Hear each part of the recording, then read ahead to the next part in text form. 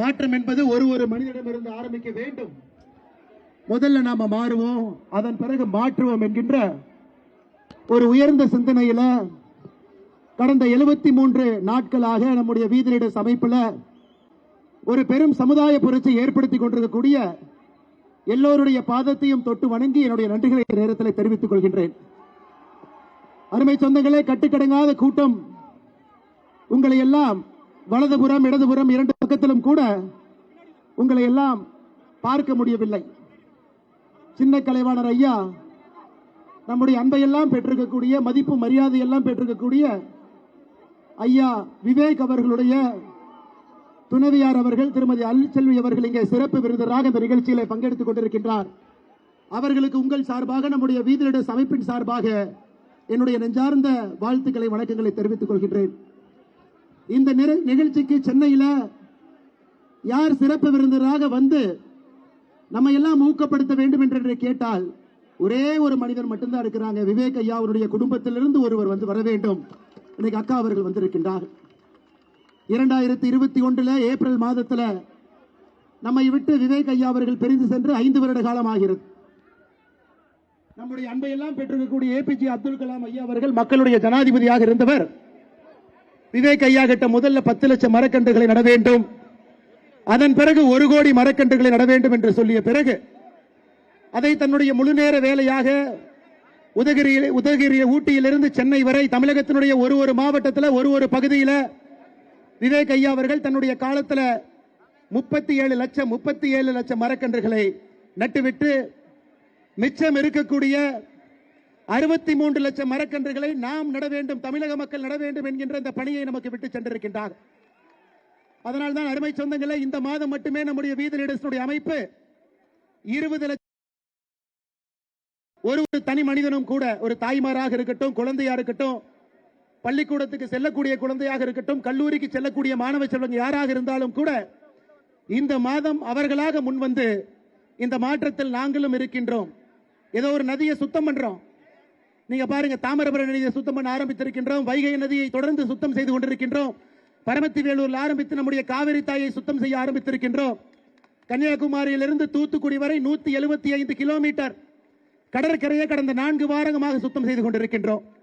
வீதி லீடர்ஸ் அமைப்பை பொறுத்தவரை ஒரு பணியை எடுத்த பின்பு அதை முழுமையாக முடித்து காட்டி தமிழகத்தில் இந்த ஓராண்டுகள் இன்னும் 365 நாள் முடியும் பொழுது ஒரு டெமான்ஸ்ட்ரபிள் டிஃபரன்ஸ், மக்கள் தன் கண் முன்னால் ஒரு மாற்றத்தை பார்க்கணும்.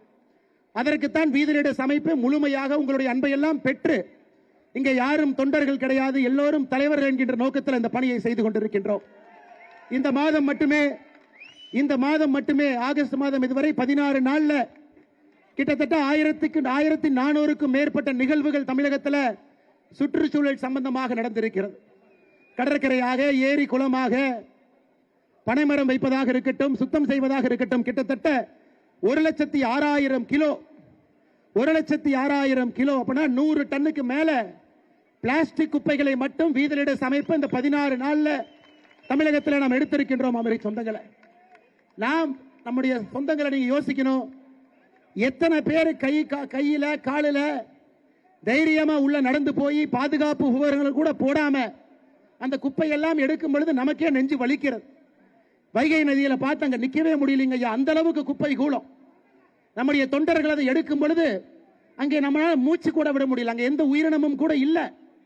அங்கே நம்முடைய தொண்டர்கள் முகம் சுளிக்காம உள்ள இறங்கி வைகை தாயை சுத்தம் பண்றாங்க, காவிரி தாயை சுத்தம் பண்றாங்க, தாமிரபரணி தாயை சுத்தம் பண்றாங்க. இதுதான் நமக்கு வேண்டும். ஒரு அடிப்படை அரசியல் கட்டமைப்பு, நல்ல அரசியல் கட்டமைப்பு வேண்டும் என்றால் அதிலிருந்து வரக்கூடிய தொண்டர்கள், தலைவர்கள் யாராக இருந்தாலும் கூட ஒரு சேவை மனப்பான்மையோடு வருபவர்களால் மட்டும்தான் அடிப்படை அரசியல் கட்டமைப்பை மாற்ற முடியும். அதை நம்ம இன்னைக்கு வீதி லீடர்ஸ் அமைப்பு நம்ம எல்லோரும் தலைவர்களாக ஒரு படியாக சென்று கொண்டிருக்கின்றோம். 73 நாட்கள் நீங்க யோசிச்சு பாருங்க, இந்தியாவில் எத்தனை அமைப்பு ஆரம்பிக்கப்பட்ட 73 நாட்கள் எத்தனை அமைப்புக்கு 20 லட்சம் பேர் தன்னார்வலாக இருக்கின்றார். எத்தனை அமைப்புகள் இருக்கிறார்? ஆண்டாண்டு காலமாக இருந்த அமைப்புகள் இருக்கிறாங்க, ஆண்டாண்டு காலமாக இருந்த அரசியல் கட்சிகள் இருக்கிறாங்க. ஆனா ஆரம்பித்த 73 நாட்கள்ல 20 லட்சம் நம்முடைய இலக்காக இருக்கக்கூடிய 50 லட்சத்தை நோக்கி போயிட்டு இருக்கோம். பத்திரிகை நண்பர்களுக்கு தெரியும் இந்த கவுண்டரை போய் பார்த்துக்கலாம். நாம யாருக்குமே சொல்லல, அண்ணா நீங்க போய் இன்னொருத்தரை சேர்த்துங்க, நீங்க போய் நம்பரை கூட்டிட்டு வாங்க. நமக்கு எண்ணிக்கை எப்பொழுதுமே வேண்டாங்க ஐயா. ஒருவராக நம்முடைய அமைப்பை பார்த்து, வேலையை பார்த்து, மாற்றத்தை பார்த்து வரக்கூடிய ஒருவராக வந்த 50 லட்சத்தை எட்டணும். நாளைக்கு காலையில் நம்ம எளிதா சொல்லலாம், 20 லட்சம் பேர் ஆளுக்கு இன்னொருத்தரை கூட்டிட்டு வாங்க, 40 லட்சம் ஆயிருங்க ஐயா. இல்லை, அது நோக்கம் அல்ல. வீதிலிடஸ் அமைப்பினுடைய நோக்கம் மாற்றத்திற்காக வரக்கூடிய 50 லட்சம் பேர் வந்த பிறகு இதை அரசியலாக நாம் மாற்றி மக்களுக்கான அரசியலாக இதை நாம் கையில் எடுக்க போகின்றோம். அதனால் நமக்கு பொறுமை மிக மிக முக்கியமாக இருக்கிறது. காரணம், அடிப்படை அரசியல் இருந்து மாற்ற வேண்டும் என்று கிளம்பி வந்திருக்கின்றோம். தலைவர்கள் டெல்லியில் அமர்ந்து தமிழ்நாட்டுக்கான முடிவை எடுக்கக்கூடாது. சென்னையில முக்கியமான வீட்டில் உட்கார்ந்து தலைவர்கள் முடிவெடுக்க கூடாது. தலைவர்கள் என்பது ஒரு கிராமத்தில், அங்கே கிராமத்துக்கான முடிவுகளை அந்த தலைவர்கள் எடுக்கணும். ஒரு நகரத்தில் தலைவர்கள் அமர்ந்து அந்த முடிவு எடுக்கணும். ஆனால் டெல்லியினுடைய காலம் சென்னை சென்ட் ஜார்ஜ் கோட்டையில் அமர்ந்துதான், அல்லது நான் போயஸ் கார்டனில் அமர்ந்துதான், அல்லது நான் ஈசிஆர் பனையூரில் அமர்ந்துதான், அல்ல நான் கோபாலபுரத்தில் அமர்ந்துதான் முடிவெடுப்பேன் என்கின்ற காலம் எல்லாம் மாறிவிட்டது. அருமை சொந்தங்களே, நான் யாரையும் குறையாக குற்றமாக சொல்லல. அடிப்படையில் இருக்கக்கூடிய தலைவர்கள் அடிப்படையில் அவர்கள் ஊருக்கான, அவர்களுடைய சமுதாய பிரச்சனைக்கான தீர்வு அவர்களாக எடுக்கும் பொழுது மட்டும்தான் நிலையான அடிப்படை அரசியல் மாற்றம் நடக்கும். நிறைய பேர் சொல்றாங்க, இன்னைக்கு நாம சுற்றுச்சூழலை பற்றி பேசிக் கொண்டிருக்கின்றோம், என்னவெல்லாம் செய்யறோம் நாம பேசிக் கொண்டிருக்கின்றோம். சென்னையை பொறுத்தவரை வேகமாக வளர்ந்து வரக்கூடிய இந்தியாவினுடைய மிக முக்கியமான ஒரு தலைநகர், கோடிக்கணக்கான மக்கள் வசிக்கக்கூடிய ஒரு பகுதி, கிரீன் கவர் வெஜிடேஷன் பச்சையாக இருக்கக்கூடிய பகுதி சென்னை மாநகரத்தை எடுத்துக்கிட்டீங்கன்னா 10 ஆண்டுகளுக்கு முன்பு 25%, இன்னைக்கு வெறும் 10% தாங்க. வெறும் 10% தான் சென்னையில் பச்சை இருக்கக்கூடிய கிரீன் கவர் இருக்கு. 90% கான்கிரீட் ரோடு தாங்க ஐயா இருக்கு. வீதிலிடஸ் அமைப்பு நம்மை போன்றவர்கள் இந்த வேலையை செய்யலினா இன்னும் 10 ஆண்டுகள் கழித்து 5% மட்டும்தான் இருக்கும். எப்படி அந்த நகரத்தில் மக்கள் வாழ முடியும்? இதை சின்ன கலைவாணர் ஐயா விவேக் அவர்கள் பல இடத்துல பேசினாங்க. 2 டிகிரி இன்னைக்கு பூமி வெப்பமாகிட்டு இருக்கு. குடிக்கிற தண்ணி எங்கேயும் கூட இல்ல. போர் போட்டு தண்ணி எடுத்தா கூட 1200 1400 அடி போட வேண்டியது இருக்கு.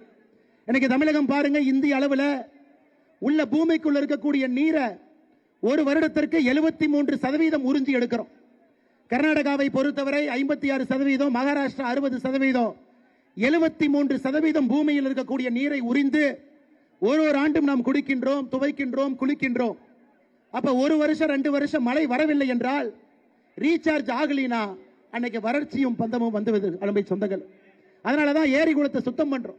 தமிழகத்தில் 1,06,957 நீர்நிலைகள் இருக்கு. 1,06,000 நீர்நிலைகள். எத்தனை நீர்நிலைகள்ல தண்ணி இல்லைன்னு கேட்டீங்கன்னா 50,197 நீர்நிலைகள்ல தண்ணி இல்லை. அந்த புள்ளி விவரம் நான் கொடுக்கலீங்க ஐயா. மத்திய அமைச்சர், ஜல்சக்தி துறையினுடைய அமைச்சர் அவர்கள் கொடுத்த புள்ளி விவரம். தமிழகத்தில் இருக்கக்கூடிய 1,06,000 நீர் குளங்கள் நீரே இல்லைங்க ஐயா. ஏரி குளத்தில் இல்ல. 50,197 நீர்நிலைகள் இன்னைக்கு பயன்பாட்டில் இல்ல, என்க்ரோச்மெண்ட்ல போயிருச்சு. வீடு கட்டி இருக்காங்க. அதையெல்லாம் நம்முடைய சொந்தங்கள் ஒரு இடத்துலையும் பட்டாவை பார்த்து, தாசில்தாரை பார்த்து, அரசு அதிகாரிகளை பார்த்து, சுதந்திர தினத்தன்றைக்கு தமிழ்நாட்டில் 12,525 இடத்துல கிராம சபை கூட்டத்தில் போய் உட்கார்ந்து பேசி அதையெல்லாம் அடிப்படை அரசியல் இருந்து செய்து கொண்டிருக்கின்றார்.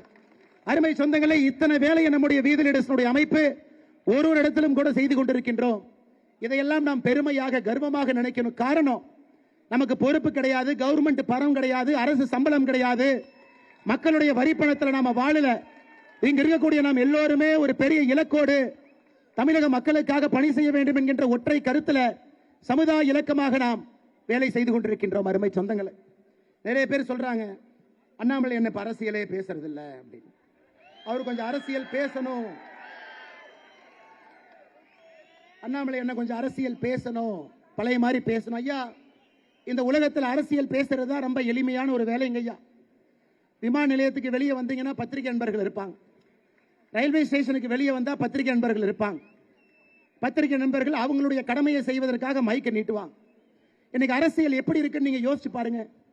எதிர்கட்சியா இருந்தா ஆளுங்கட்சி சரியில்லை, ஆளுங்கட்சியா இருந்தா எதிர்கட்சி சரியில்லை. இந்த அரசியலை பேசுவதற்கு எதற்கு அண்ணாமலை அங்க போகணுங்க ஐயா? நாம் இந்த அரசியலை செய்வோம், அடிப்படை மாற்றத்திற்கான அரசியலை செய்வோம். தமிழகத்தில் இப்பதான் இத்தனை ஆண்டு காலம் கழித்து மக்களுக்கு பிடிக்குதோ இல்லையோ ஒரு புரட்சி நடந்திருக்கு. ஒரு முதலமைச்சர் ஆட்சிக்கு வந்திருக்கிறாங்க. நான் எல்லா இடத்திலும் கூட சொல்வது, ஓராண்டு காலம் கொடுங்க, ஓராண்டு காலம் கொடுங்க. 108 எம்எல்ஏ வந்ததுல 101 எம்எல்ஏ இப்பதான் முதல் டைம் சட்டமன்றத்துக்குள்ள எட்டி பார்க்கிறாங்க.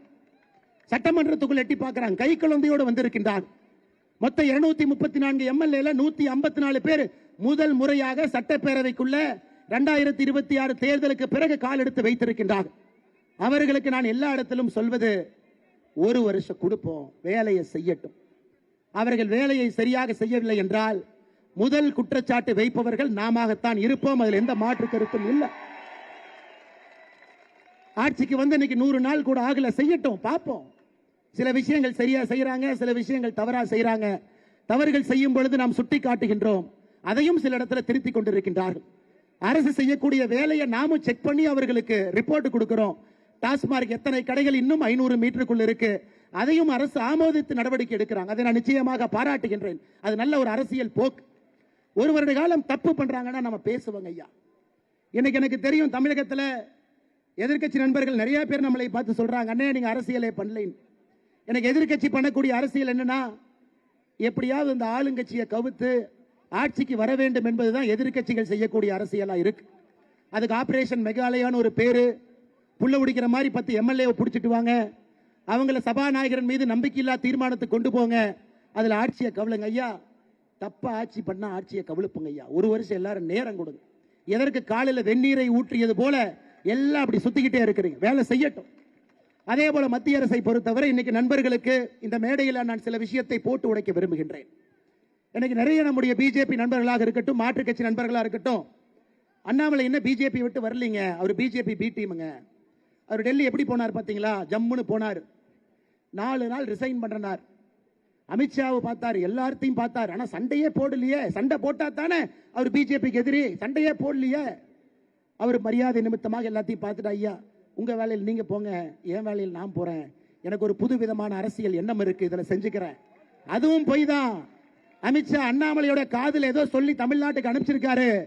அது அண்ணாமலை பக்காவாக தமிழ்நாட்டில் வந்து செய்வதற்காக பிஜேபி பிளீன்டின். ஆமா உண்மைதான்.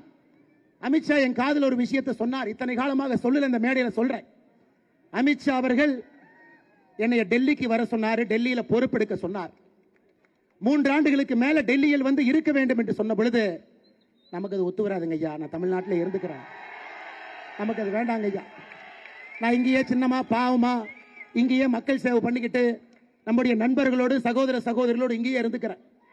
அதுல சில நண்பர்கள் அண்ணாமலை அமெரிக்கா போயிடுவார், டெக்சாஸ் போயிடுவார், கலிபோர்னியா போயிடுவார். ஐயா இந்த கை இங்க குப்பை தாங்க எடுத்துட்டு இருக்கு, எங்கேயும் போல.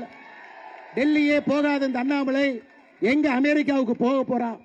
சரி, நான் சொல்றேன், சில பிஜேபி காரங்களுக்கு நம்பிக்கை இல்லையா? 20ஆம் தேதி அமித்ஷா தமிழ்நாடு வர்றாரு. ஐயா அண்ணாமலைக்கு ஏதோ ஆஃபர் கொடுத்தீங்களாமா? அவர் வேண்டான்னு சொல்லிட்டு வந்தாராமா? என்ன ஆஃபர் கொடுப்பீங்கன்னு அமித்ஷாவை கேளுங்க. எப்பொழுதுமே அரசியலை பொறுத்தவரை ஒரு பிரின்சிபலோடு மட்டும்தான் நான் அரசியலை செய்திருக்கின்றேன். இங்கே பாரதிய ஜனதா கட்சியினுடைய மாநில தலைவராக இருந்த பொழுது தமிழ்நாட்டுக்கு எதிராக கர்நாடகாவில் மேகதாது அணை கட்டுகின்றார்கள் என்று தெரிந்து அங்கே ஆளுங்கட்சியாக இருந்த பாரதிய ஜனதா கட்சிக்கு எதிராக தமிழ்நாட்டில் பாரதிய ஜனதா கட்சி போராடியதை நான் சுட்டிக்காட்ட விரும்புகின்றேன். எனக்கு தலைவர்கள் டெல்லியில் அழைத்தது நிஜம். எதுக்கு தம்பி ஒரு பிஜேபியில இருந்து இன்னொரு பிஜேபி மேல போராடுறீங்கன்னு கேட்டார். ஐயா அந்த பிஜேபி கர்நாடகாவுக்கு இருக்கட்டும், இந்த பிஜேபி தமிழ்நாட்டுக்கு இருக்கட்டும் ஐயா. மேகதாத்து கட்டுறாங்க, அதை எதிர்த்து மட்டும்தான் போராடினோம். ஒரு கட்சியில் இருந்த பொழுதும் சரி, கட்சியில் இல்லாத பொழுதும் சரி, எப்பொழுதும் தமிழினத்திற்காக மட்டும்தான் நாங்கள் நின்றிருக்கின்றோம், நிற்போம். மாற்றத்திற்காக உங்களோடு எப்பொழுதும் இருப்போம் என்று இந்த மேடையில் சொல்வது என்னுடைய கடமையா இருக்கு. நானும் பேச வேண்டாம்னு பாக்குறேங்க ஐயா, அதிகமா பேச வச்சிட வேண்டாம். 73 நாள் தான் ஆகுது, நிறைய விஷயங்கள் பேச வேண்டாம் என்று பார்க்கின்றேன். பொறுப்பாக நம்முடைய சமுதாய பணியை மட்டும் செய்வோம். இந்த வயசுல பேக்டோர்ல போய் பவர்ல உட்கார்ந்து அந்த பவர்னுடைய சுவையை அனுபவிப்பது மகா பாவம், மகா தவறு. நமக்கு இது வேண்டாம். மக்களோடு இருந்து நேர்மையாக பணி செய்து மக்களால் தேர்ந்தெடுக்கப்பட்டு தமிழகத்தில் ஒரு ஆட்சி மாற்றத்திற்காக வீதிலிட அமைப்பு இருக்கும் என்கின்ற உத்தரவாதத்தையும் இந்த நேரத்தில் சொல்வது என்னுடைய கடமையாக நான் கருதுகின்றேன். இதெல்லாம் வெளியே சொல்ல வேண்டாம் தான் நினைச்சேங்க. ஒரு ரூமுக்குள்ள பேசுற 4 வார்த்தை எப்பவுமே ரூமுக்குள்ள தான் இருக்கணும்னு நினைக்கிறாள், அது வெளியே சொல்லக்கூடாது என்று நினைக்கின்றேன். அதனால இப்பவாச்சு கொஞ்சமாச்சு உங்க வேலையை பார்த்துட்டு இந்த அட்ஜஸ்ட்மெண்ட் பாலிடிக்ஸ் எல்லாம் விட்டுட்டு மக்களுக்காக கீழே வந்து கொஞ்சமாச்சு பணி செய்யுங்க எதிர்க்கட்சி நண்பர்களே, அருமை சொந்தங்களே. அது மட்டுமல்ல, இன்றும் இன்னைக்கும் வீதலிட அமைப்பும் கர்நாடகாவில் மேகதாத்து அணையை கட்டுவதை நாம் எதிர்க்கின்றோம். இது அரசியலுக்காக கைத்தட்டலுக்காக நாம் சொல்வதல்லைங்க. ஐயா, பெங்களூர்ல குடிநீர் பிரச்சனை இருக்கா? இருக்கு. பெங்களூர்ல தமிழர்கள் இருக்கிறாங்களா? இருக்கிறாங்க ஐயா. 15 லட்சம் பேத்துக்கு மேல பெங்களூர்ல நம்முடைய தமிழ் சொந்தங்கள் இருக்கிறாங்க. பெங்களூர் சென்ட்ரல் தொகுதியில மட்டுமே பாராளுமன்ற தொகுதியில 7.5 லட்சம் தமிழ் சொந்தங்கள் அது ஒரு பாராளுமன்ற தொகுதியில் இருக்கிறாங்க. மண்டியால இருக்கிறாங்க, சிமோகால இருக்கிறாங்க, சிக்மங்களூர்ல இருக்கிறாங்க. தமிழ்நாட்டில் பிறந்தவங்க அங்கே இருக்கிறாங்க. ஆக்கப்பூர்வமாக சண்டை போட்டு பார்டருக்கு போய் பிரச்சனையை பண்ணி கேட் இழுத்து மூடி 2 பஸ்ஸை உடைச்சு வீதியில சமைப்பில் 2 பச்சை துண்டை போட்டுட்டு போய் நாம செஞ்சுட்டா தமிழ்நாட்டுக்காக இருக்கிறோம். அது நமக்கு வேண்டாங்க.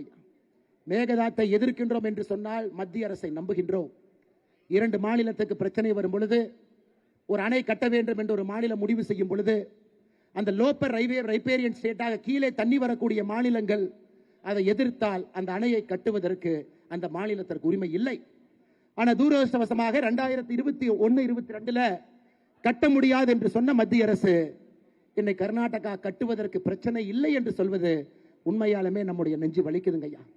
மோடி அவர்களை பொறுத்தவரை இன்னும் நான் நம்புகின்றேன், நேர்மையான ஒரு மனிதர், தவறு செய்யாத ஒரு மனிதர்.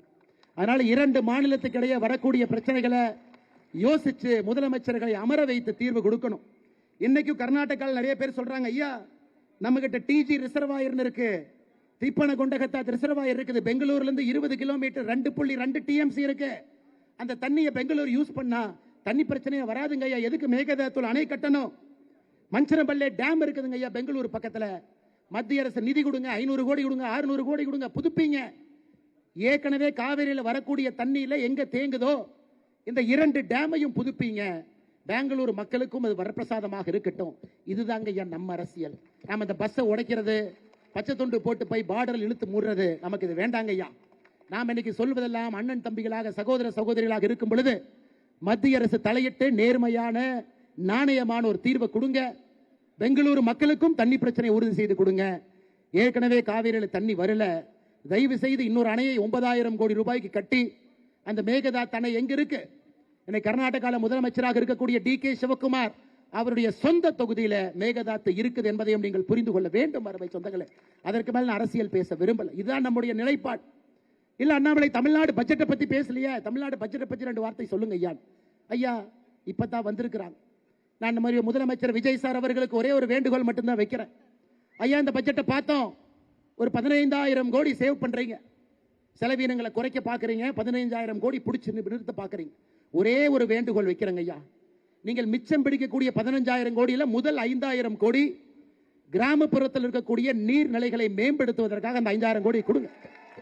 5 வருஷம் 5,000 கோடி கொடுங்க. 5 வருஷத்துல அது 25,000 கோடி. பெரிய மாற்றம் நடக்கும். கர்நாடகாவில் சித்தராமையா அவர்கள் செஞ்சாங்க. அதனாலதான் ஒரு கிராமத்துக்கு போனாலும் லிப்ட் இரிகேஷன் ஸ்கீம், உபரி தண்ணீரை லிப்ட் பண்ணி கிராமத்துக்கு கொண்டு போய் கொடுத்துறாங்க. எல்லோரும் அமைதியாக நல்லா இருக்கிறாங்க. ஒரு 5,000 கோடி ஒதுக்குங்க ஐயா.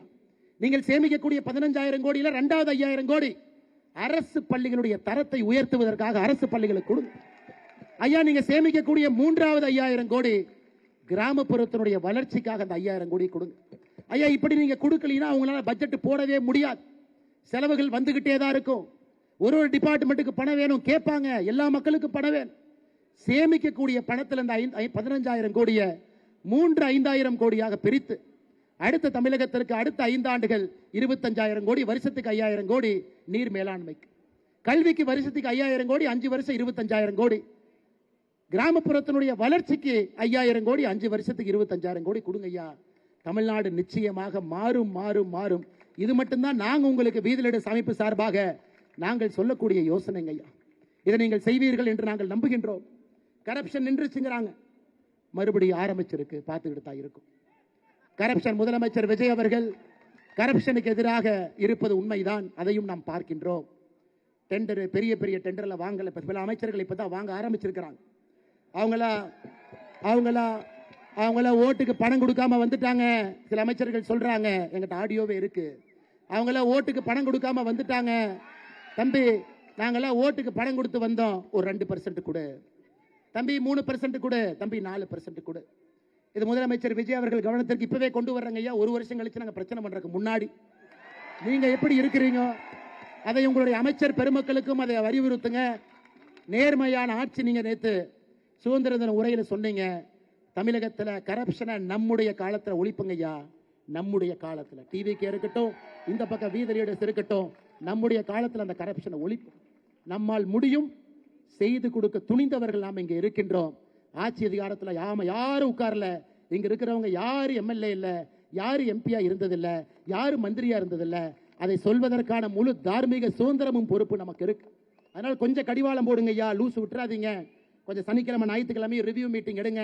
2 நாள் விடுப்படுத்தீங்கன்னா அதிகாரிகளுக்கு அமைச்சர்களுக்கு குளிர் விட்டு போயிடும். அதையும் கொஞ்சம் பாருங்க, கண்ட்ரோல்ல வைங்க. குதிரைக்கு எப்பொழுதுமே கடிவாளத்தை கொஞ்சம் லூசா விட்டுட்டீங்கன்னா குதிரை வலது பக்கம் இடது பக்கம் போகும். மக்கள் உங்கள் மீது பெரிய நம்பிக்கையோடு அந்த இடத்தை கொடுத்திருக்கிறாங்க. நீங்கள் தவறு செய்தாமல் அதை கொண்டு செல்ல வேண்டும் என்கின்ற அன்பான வேண்டுகோளையும் கூட இந்த நேரத்தில் வீதிநடை அமைப்பு சார்பாக சொல்லுவது என்னுடைய கடமையாக நான் கருதுகின்றேன். அருமை சொந்தங்களே, இது மட்டும் இல்ல, நான் அரசியல் பேசலாங்க ஐயா, நம்ம தான் அரசியல் பேசக்கூடாது நீங்க வந்திருக்கு. நம்ம சமுதாய பணியை மட்டும் செய்வோம், அடிப்படை மாற்றத்தை செய்வோம். ஏன்னா மேடையில் இருக்கக்கூடிய அக்கா அருள்செல்வி அவர்களை நான் சங்கடப்படுத்த விரும்பல. அவங்க எல்லா அரசியல் கட்சிக்கு பொதுவானவங்க. ஐயா விவேக் அவர்கள் எல்லா அரசியல் கட்சிக்கு பொதுவானவங்க, எல்லாருக்கும் பொதுவானவங்க. நம்ம அரசியல் கட்சி இல்ல, சமுதாய கட்சி. சமுதாயத்துக்காக பாடுபடக்கூடிய ஒரு கட்சி. மக்களோடு நாம் இருக்கின்றோம். ஆனால் தொண்டர்களுக்கு ஒரே ஒரு வேண்டுகோள் வைக்கிறேங்க ஐயா. ஐயா 73 நாள் பொறுப்பே இல்லாம ஒரு இயக்கம் இயங்குவது ரொம்ப கஷ்டங்க ஐயா, ரொம்ப கஷ்டம். 73 நாட்கள் பொறுப்பு இல்லாம லீடர்லெஸ் கிரௌடா எல்லோரும் லீடரா இருப்பது பெரிய பாகியம். அப்பனா எந்த அளவுக்கு நீங்க ஈகோவை உடைச்சு, எந்த அளவுக்கு நீங்கள் எல்லாம் ஒரு இயக்கத்தின் மீது நம்பிக்கை வைத்து ஒரு தொலைநோக்கு பார்வையோடு இங்க வந்திருக்கிறீங்க. அதனால் நமக்குள்ள சண்டை வேண்டாங்க ஐயா. இது நம்முடைய வாழ்க்கையில ஒரு முறை கிடைக்கக்கூடிய வாய்ப்புங்க ஐயா. ஒரு பால்ல 6 அடிக்கும், ஒரு முறை கிடைக்கக்கூடிய வாய்ப்பு. கொஞ்சம் ஈகோவுக்கு இடம் கொடுக்காம எல்லா பகுதியில் இருக்கக்கூடிய இளைஞர் பெருமக்கள் எவ்வளவு வேலை இந்த ஒரு மாசத்துல எந்த எதிர்பார்ப்பும் இல்லாம பண்ணிருக்கிறீங்களே, எத்தனை வேலை செஞ்சிருக்கிறீங்க. அதை தொடர்ந்து நாம் செய்வோம். நம்முடைய உழைப்புக்கு கிடைக்கக்கூடிய ஊதியம் என்னன்னு கேட்டீங்கன்னா வாக்கு என்று சொல்வதை விட மக்களுடைய புன்னகை தாங்க ஐயா முதல்ல கிடைக்கும். அது டிசம்பர் மாதத்திற்குள்ள நம்ம எல்லோருக்கும் அது கிடைக்கும். சொன்னபடி நாம் செய்வோம், எங்கேயும் நாம போக வேண்டாங்க ஐயா. இதுல மட்டும் நாம் கவனம் பண்ணுவோம். கடைசியாக மீடியா நண்பர்கள் அண்ணே, டெல்லியில சிஜேபி ப்ரொடெஸ்ட் பண்ணாங்க. அண்ணாமலை அண்ணா நீங்க வந்து ஒரு மைக் எடுத்து 2 காரசாரமா பேசி இருக்கணும் அப்படி. ஐயா இன்னைக்கு நீட் என்பது 2021, 2024, 2026 3 வருடம் நீட் பேப்பர் லீக் ஆச்சு. 2021 லோக்கலைஸா லீக் ஆச்சு, 24 கொஞ்சம் பெருசா லீக் ஆச்சு. உச்சநீதிமன்றம் நேரடியாக அந்த வழக்கு எடுத்து நடத்தினாங்க, ராதாகிருஷ்ணன் கமிட்டி போட்டாங்க. ஆனா 2026 பொறுத்தவரை பெரிய அளவில் நடந்துச்சு. அதனால தான் நாம் சொன்னோம், மத்திய அரசுக்கு சொன்னோம், ஐயா பேசுங்க பேசுங்க, உட்கார வச்சு பேசுங்க. 80 லட்சம் பேர் இன்னைக்கு டெலிவரி பாயா இருக்கிறாங்க. 80 லட்சம் பேர் இந்தியாவில். யோசிச்சு பாருங்க, 80 லட்சம் பேர், 8 மில்லியன். 8 மில்லியன் என்பது ஐரோப்பிய நாடுகளில் சில நாட்டினுடைய மக்கள் தொகையினுடைய சைஸுங்க. இந்தியாவில் 80 லட்சம் பேர் டெலிவரி பாய். ஸ்விக்கியாக இருக்கட்டும், ஜொமேட்டோவாக இருக்கட்டும், பிளிங்கிட்டா இருக்கட்டும், கஷ்டப்பட்டு வேலை செய்யறாங்க. எத்தனை நண்பர்களுக்கு தெரியும்? அந்த 80 லட்சம் பேர்த்துல 33 லட்சம் பேர் ஒரு டிகிரி படிச்சிருக்கிறாங்க. ஒரு டிகிரி படிச்சிருக்கிறாங்க. 80 லட்சம் பேர்த்துல 33% ஒரு டிகிரி படிச்சிருக்காங்க. இன்னைக்கு வெயில்ல, இந்த பொல்யூஷன்ல நாம் ஆர்டர் பண்ற சிக்கன் பிரியாணிக்கும், மட்டன் பிரியாணிக்கும், பன்னீருக்கும், தோசைக்கும் ஏதோ ஒரு இடத்துல போய் வாங்கி இத்தனை ஆக்சிடென்ட் நடந்து அதை வந்து நம்ம வீட்டில் கொடுக்குறாங்க. ஐயா இதே மாதிரி இருக்க முடியுமா? நித்தி ஆயோக் சொல்லுது 2030 முடியும் பொழுது 2.5 கோடி பேர் இந்தியாவில் டெலிவரி பாயா இருப்பாங்க. 2.5 கோடி பேர், 2.5 கோடி பேர். யோசிச்சு பாருங்க ஐயா, நாடு தாங்குமா? 2.5 கோடி உறுப்பினர்கள் என்ன வேலை செய்து கொண்டிருக்க வேண்டும்? அவங்களை என்ன வேலை நம்ம செய்ய வைக்கிறோம்? இன்னைக்கே நீங்க அமெரிக்காவில் பல இடத்துக்கு போங்க, ரோட்ல டிராபிக்ல வண்டி நிக்கிற மாதிரி ரோபோ நின்றுட்டு இருக்கு. பல இடத்துல நீங்க பார்க்கலாம். அட்லாண்டால பார்க்கலாம், கலிபோர்னியால பார்க்கலாங்க ஐயா. ரோபோக்குள்ள சாப்பாடு வச்சிடறாங்க, வீட்டு வாசலுக்கு வந்துடும். பாஸ்கோடு போட்டா டப்பா ஓபன் ஆகிக்கும், சாப்பாடு எடுத்துக்கலாம். பல இடத்துல ட்ரோன்ல கொண்டு போய் வீட்டு வாசல்ல வச்சிடறாங்க. இந்தியாவில் 5 வருஷத்துல வரப்போகுதுங்க ஐயா, வரப்போகுது. 80 லட்சம் பேர் எங்க போக போறாங்க? 2030 2.5 கோடி பேர் எங்க போக போறாங்க? நம்ம அரசியல் அவர்களுக்கான அரசியல். அவர்களுக்கு வேலை வாய்ப்பு உருவாக்கணும், அவர்கள் அடுத்த கட்ட எடுத்துட்டு போகணும். அதுக்காகத்தான் நம்ம சொன்னோம், மத்திய அரசு கிட்ட பேச்சுவார்த்தை நடத்துங்க. 18 வயசுல இருந்து 24 வயசுல இருக்கக்கூடிய இளைஞர்கள் 40% பேருக்கு வேலை இல்ல, வேலை இல்லை. படித்த டிகிரி இன்னைக்கு வெற்று காகிதமாக இருக்கு. இதை சொன்னா மத்திய அரசுக்கு எதிராக நம்ம போராட்டமோ ஆர்ப்பாட்டமோ, மோடிக்கு எதிராக கோஷம் போடல. இந்த நாடு நன்றாக இருக்க வேண்டும் என்கின்ற அக்கறையில் நம்ம பேசுறோம். அந்த இளைஞர்களுக்கு வேலை வாய்ப்பை உருவாக்க வேண்டும் என்கின்ற அக்கறையோடு பேசுகின்றோம். இது பெரிய கவனம் மாநில அரசுக்கும் மத்திய அரசுக்கு இருக்கணும். இளைஞர்களுடைய வேலை வாய்ப்பு இன்மை என்பது பெரிய ஒரு விஷயமா மாறப்போகுது. 2029 பாராளுமன்ற தேர்தலில் அதிகப்படியான வாக்காளர்கள் ஜென்சி வாக்காளர்கள். 2029 பாராளுமன்ற தேர்தலில் 34 கோடி பேர் 1996க்கு பின்னாடி பிறந்தவங்க. இந்தியாவில் அவங்க தான் பெரிய பிளாக். 34 கோடி பேர் 1996க்கு பின்னாடி பிறந்தவங்க. 1980 96 நாம இருக்கக்கூடிய மில்லேனியல் 30 கோடி பேர், 65 கோடி பேர் 1980க்கு பின்னாடி பிறந்தவங்க ஓட்டு போட போறாங்க. எண்ணங்கள் வேறு மாதிரி இருக்கு, வேகமா இருக்காங்க, மாற்றம் வேணும்னு நினைக்கிறாங்க. பழசியெல்லாம் ஏற்பதற்கு தயாராக இல்லை, நாளை காலையில மாற்றம் வேணுங்கிறாங்க. அதற்கும் we the leaders அந்த அரசியலுக்காக நம்மை நாம் புதுப்பித்துக் கொள்ள வேண்டும். இந்த பல அரசியல் மேடையில் ஏறி நடிகையை திட்டுறது, நடிகரை திட்டுறது, ஒருத்தருடைய தந்தை தாயை பத்தி பேசுறது, குடும்பத்தை பத்தி பேசுறது, அப்பாவை பத்தி பேசுறது, அதெல்லாம் போச்சுங்க ஐயா, அதெல்லாம் போச்சு.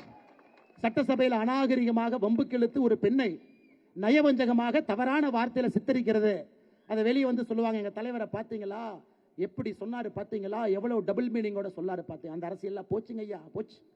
1980க்கு பிறகு பிறந்தவர்கள் ஜென்சி மில்லேனியல் 65 கோடி பேர், அவர்களுக்கு எல்லாம் பிடிக்கலீங்க ஐயா, வேறு அரசியல் எதிர்பார்க்கிறாங்க. இன்னைக்கு இருக்கக்கூடிய தமிழகத்தில் இருக்கக்கூடிய எதிர்க்கட்சிகள் எத்தனை பேருக்கு இது புரிஞ்சுதுன்னு தெரியல, ஆனா நமக்கு இது புரிஞ்சிருச்சு. அவங்க குரலை நல்லா கேட்டுட்டோம், அதற்காக நம்மை புதுப்பித்துக் கொண்டிருக்கின்றோம். சமுதாய சேவையில் இருக்கோம். படிப்படியாக ஒரு மாற்றமாக நாம் கொண்டு வந்து நிச்சயமாக அதை செய்வோம் என்கின்ற பெரிய நம்பிக்கையை உங்களுக்கு அளித்து, ஐயா இன்னும் 14 நாள் இருக்கு.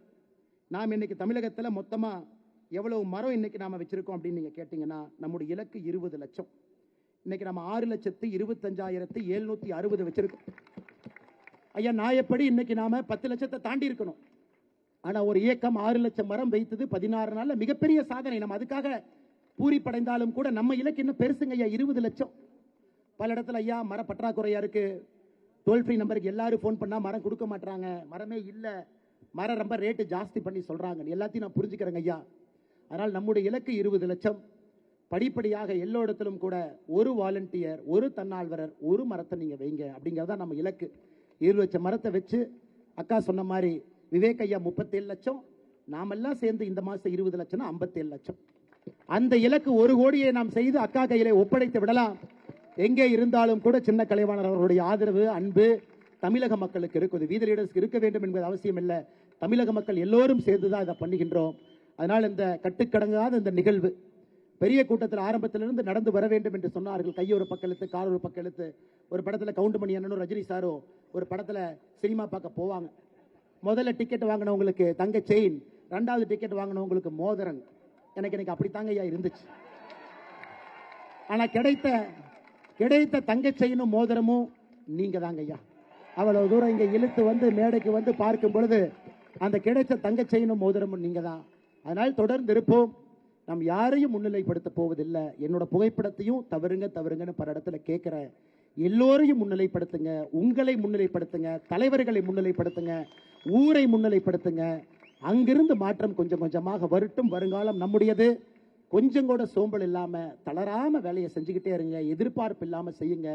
நிச்சயமாக மாற்றம் நம் பக்கம் வரும் என்று சொல்லி, மேடைக்கு இடதுபுறம், மேடைக்கு வலதுபுறம், மேடையினுடைய பின்புறம், மேடையில் மேல இருக்கக்கூடிய தலைவர்கள் எல்லோருக்கும் இந்த நேரத்தில் நன்றி தெரிவித்து, நம்முடைய சென்னை கார்பரேஷன்ல நம்முடைய கவுன்சிலராக இருந்து மக்களுக்கு பணி செய்து கொண்டிருக்கக்கூடிய அக்கா உமானந்த் அவர்கள் இந்த நிகழ்வுக்கு வந்திருக்கிறாங்க. அவர்கள் உட்பட மேடையில் இருக்கக்கூடிய எல்லா தலைவர்கள், இந்த நேரத்தில் நான் பேரை எங்கே இடத்துலையும் சொல்றது, தலைவர்கள் என்று சொன்னா எல்லா தலைவர்கள் தான். மேல இருக்கவங்க கடுமையா உழைச்சிருக்கிறாங்க. அமர் பிரசாத் ரெட்டி ஒரு 10 கிலோ வெயிட் குறைஞ்ச மாதிரி தான் எனக்கு இருக்குது இதெல்லாம் பார்த்தா இன்னைக்கு. அதே போல கருநாகராஜனாக இருக்கட்டும், அண்ணன் ஸ்ரீகாந்த் அவர்களாக இருக்கட்டும், சகோதரர் வினோத் அவங்க இருக்கிறாங்க. இந்த பக்கம் நம்முடைய சுமதி வெங்கடேஷ் அக்கா ஆரம்பித்து, நளினி அக்கா ஆரம்பித்து எல்லோரும் இங்க இருக்கிறாங்க. மிக முக்கியமாக இந்த நிகழ்ச்சிக்கு இதில் அரசியல் பண்ண மாட்டாங்க, மக்களுக்காக இருக்கிறாங்கன்னு 16 நாள் நம்ம வேலையை பார்த்துட்டு இவங்க எல்லா இடத்துலையும் வேலை செய்கிறாங்க. இவர்களுக்கு நம்முடைய ஆதரவை கொடுக்க வேண்டும் என்று வந்திருக்கக்கூடிய அக்கா அருள்செல்வி அவர்களுக்கு இந்த நேரத்தில் என்னுடைய சிறப்பு வணக்கத்தை, வாழ்த்துக்களை, நன்றிகளை தெரிவித்து, இலக்கு 20 லட்சம் என்பதை மறந்து விடாதீர்கள். சுத்தம் செய்வோம், சுத்தம் செய்வோம், சுத்தம் செய்வோம். சமுதாயத்தினுடைய அழுக்கு மட்டுமல்ல, அரசியலினுடைய கரைபடிந்த அழுக்கையும் சுத்தம் செய்வோம். ஒரு மாற்றத்திற்காக நிற்போம் என்று சொல்லி, நம்முடைய பத்திரிகை நண்பர்களுக்கும் வந்திருக்கக்கூடிய எல்லா தன்னார்வ நண்பர்களுக்கும்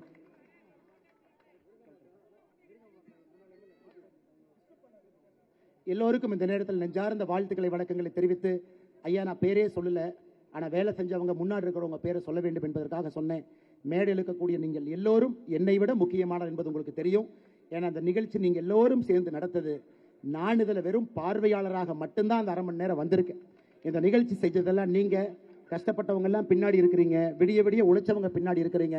அண்ணன் பெப்பர்ஸ் நாச்சியப்பன் அவர்களிருந்து ஆரம்பித்து எல்லா அக்கா இங்க இருக்கிறாங்க. எல்லோருக்கும் இந்த நேரத்தில் நெஞ்சார்ந்த வாழ்த்துக்களை வணக்கங்களை தெரிவித்து முன்னிறுக்கில் இருப்பவங்களுக்கு, பத்திரிகை நண்பர்களுக்கு பொறுமையாக இருங்க, வேலையோடு சித்தாந்தமாக இருங்க. பெரிய மாற்றத்தை நோக்கி போகும். நமக்கு எஜமான் டெல்லியில வேண்டாம், எஜமான் சென்னையில வேண்டாம், நம்ம ஊர்ல நமக்கான எஜமானை தேடிக்கொள்வோம், மாற்றத்திற்காக நிற்போம் என்று சொல்லி நன்றி தெரிவித்து என்னுடைய உரையை முடித்துக் கொள்கின்றேன். தமிழகம் வாழ்க, பாரத அன்னையின் புகழ் ஓங்குக.